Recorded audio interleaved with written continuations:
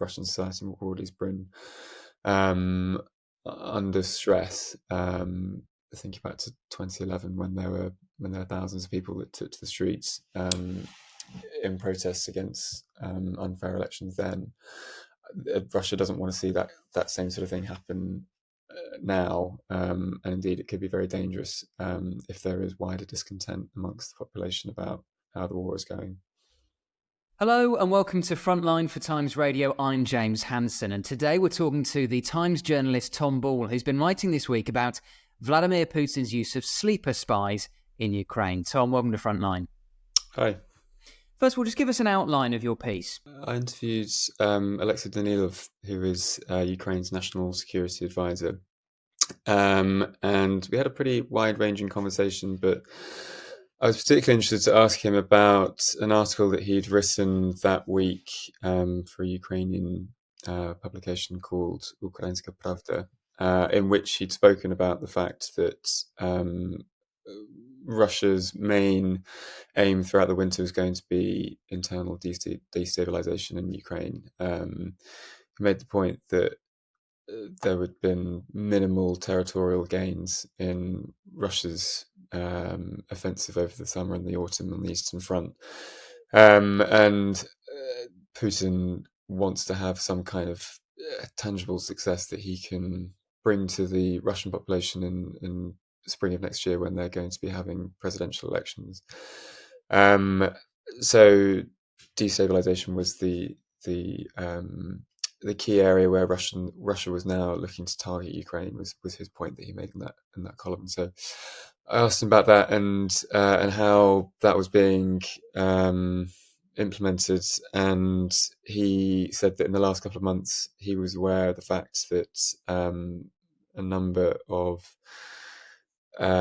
agents embedded deeply within Ukrainian society and within public institutions, not least of which is the SBU, which is Ukraine's domestic security service, had been activated in the term that he used, and were being given orders to do their utmost to try and cause havoc basically in Ukrainian society, and particularly trying to drive a wedge between Ukraine's political and military leadership. Yeah, just tell us a bit more, Tom, about the SBU, because it is obviously Ukraine's domestic security service and its roots really go back to the old KGB. Yeah, that's right. He said, I asked him, where are these agents located? And he rather coyly, but nonetheless directly said, our biggest mistake in 91 was not to shut down the KGB wholesale, but simply to rename it as the SBU, by which he was implying and saying that the SBU has within it people who are still loyal to Moscow. And he also added to that the fact that during Yanukovych's presidency between 2010 and 2014, there'd been a quite a large degree of Russian infiltration in the SBU then, due to the fact that Yanukovych was a very pro-Moscow president. So yeah, he wasn't really mincing his words in that regard. And that is a really interesting point as to how long these sleeper spies will have been operating on behalf of Russia. Do we have any idea? Well, if you follow the logic of his implication, since 91, that's more than 30 years. I mean, that seems a long time to me, but I'm sure it's possible. And I think also his sort of wide point was that it's been an ongoing process. It's not just, a handful of people who were around during communist times who are still there now. But I think his broader point was that there is perhaps systemic infiltration, which has led to there being a number of, as he said, traitors within the SBU. And is there a sense that there may now be more sleeper spies embedded within Ukrainian society than there were, say, 10 years ago?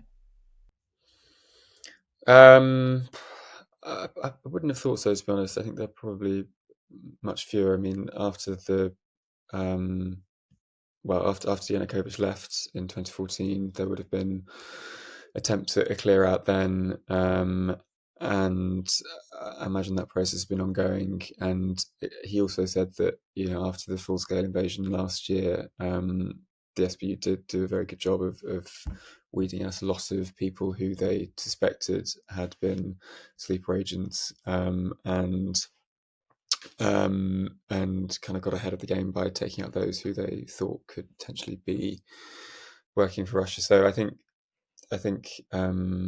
there are far fewer than there were, but that's not to say that there aren't still some left.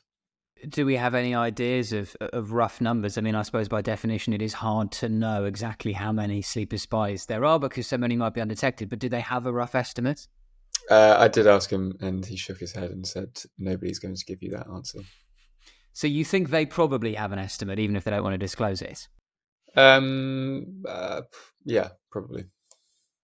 What about the tactics these sleeper agents will be using? When we talk about them trying to stoke division within Ukraine, what are we talking about? Well, he said that they were trying to spread false narratives about a rift between President Zelensky and General Zaluzhny, who was the head of the armed forces in Ukraine. And this stems from Zaluzhny gave an interview to The Economist at the start of this month, in which he described the battlefield situation as a stalemate, which was swiftly rebuffed by Zelensky, who was very quick not to give the impression that there is a stalemate, because he wants to keep up as much as possible Western support, and in order to do that Ukraine needs to show that it is making gains, and that support is worthwhile. And so it's been thought that there has been some kind of fallout between military and political leadership, which Danilov said was something that the Russians were looking to exploit and to exacerbate to their own ends. He also said that these agents were looking to create discord within wider population. He specifically cited the families of Ukrainian prisoners of war, and trying to use them to stoke calls for peace. And he said that they were expecting to see a number of marches and protests being held by the families of prisoners of war in the coming weeks, which he said had been something that the Russians were orchestrating. So interesting what you mentioned there, Tom, about trying to stoke divisions between Zelensky and Zaluzhny, who, you're right, had that interview where he made those comments, although I think he would say he was sort of mistranslated in terms of that stalemate remark, but certainly that's how it was interpreted. I suppose that is a sign in a way, Tom, that Putin is always on the lookout for any division that he can drive a wedge into when it comes to Ukraine. Yeah, entirely. He's a guy who was forged in the fires of the security services, and it's what he knows, and the skills and the tactics that he would have learned during the KGB era still serve him now. And I think he sort of primarily thinks in that mindset of constantly trying to sow division and discord, as he's been doing for the last however many years in the West. Countless examples of election tampering in the States, and it's that same sort of idea that creating discord in the countries of in the societies of your enemies is always going to be something that benefits Russia. That's a really good point, actually, about Putin's own background in the KGB and the fact that he is a man steeped in the culture of Russian military intelligence. Obviously, he'll be keeping abreast of all the details of developments on the front line. But do you think what really interests him, and maybe where he exerts even more influence, is in some of this military intelligence and this spying operation? Yeah, potentially. I mean, uh, he was clearly very upset with how Russia's intelligence services had fared in the lead up to the full-scale invasion.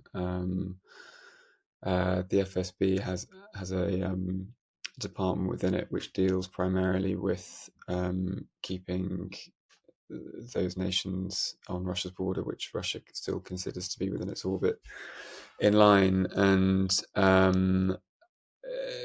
it was that department which was tasked with laying the ground for the full-scale invasion, and ultimately they failed because Putin thought that they would capture Kiev within a matter of days, topple Zelensky and install a puppet regime. And when that failed, Putin was clearly apoplectic with rage, because he then proceeded to have a wholesale clear out of that department within the FSB. And so he clearly felt that very keenly, and also almost as a kind of failure of the security service that he once led, that he was once part of. And so, I think it's fair enough to say that he sort of views the world through the eyes of a security agent, and he certainly did in the lead up to the invasion. And if his aim, Tom, is to stoke division within the Ukrainian leadership or within Ukrainian society more broadly, how would you rate his chances of success? Because my impression is, and I'd be interested to get your insight, having been in Kyiv in recent days, my impression is that Ukrainian society remains pretty full square behind Zelensky and the government. Yeah, I think hitherto Ukraine has presented a pretty unshakable,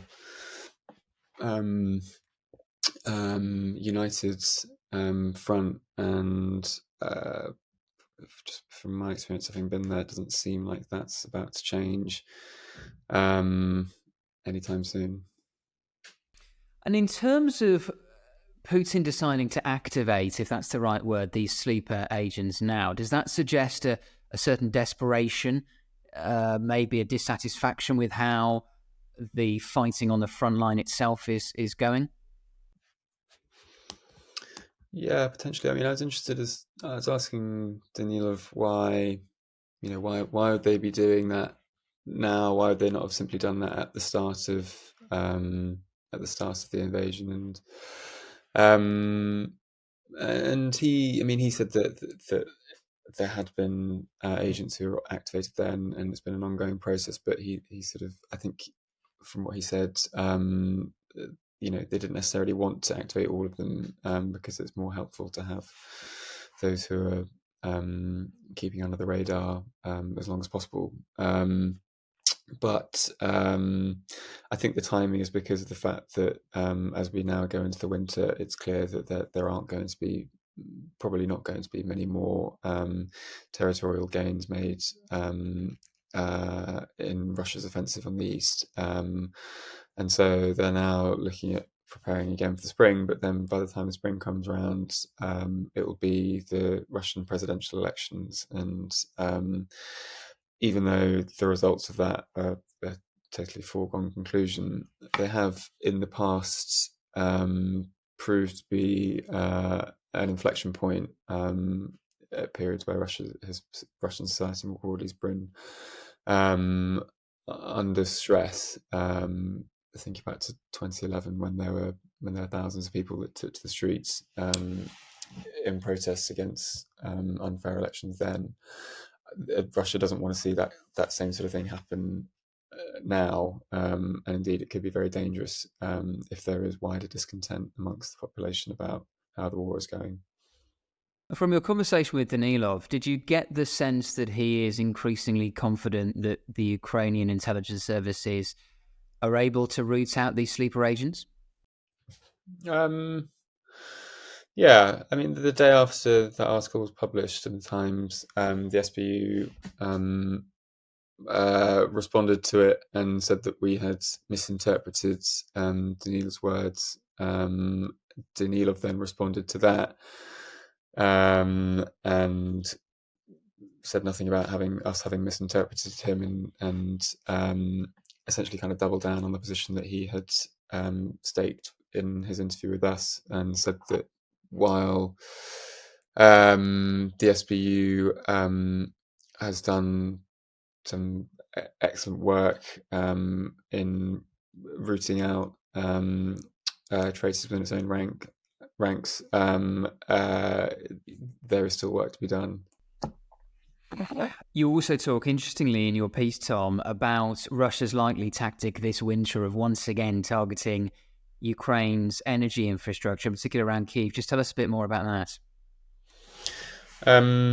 Yeah, whilst I was there was nightly attacks using kamikaze drones from Iran, and yeah, one of the nights I was there was the worst drone bombing since the invasion began, and these are thought to be primarily aimed at Ukraine's critical energy infrastructure, essentially just trying to knock out the electricity mains in the country, as it did last winter when it knocked out about 2/5 of electricity supplies, which again is part of this operation to weaken Ukraine's resolve and foment discontent amongst the populace. And the fear has been that over the last 2 months, when it's been reasonably quiet in terms of air raids, the fear is that Russia's been stockpiling missiles, cruise missiles, ballistic missiles, to be used over the coming weeks in order to damage the energy infrastructure as much as possible. And it's been a relatively warm autumn, so that's sort of one of the theories as to why Russia's waited until now, whereas last year it began in sort of October time.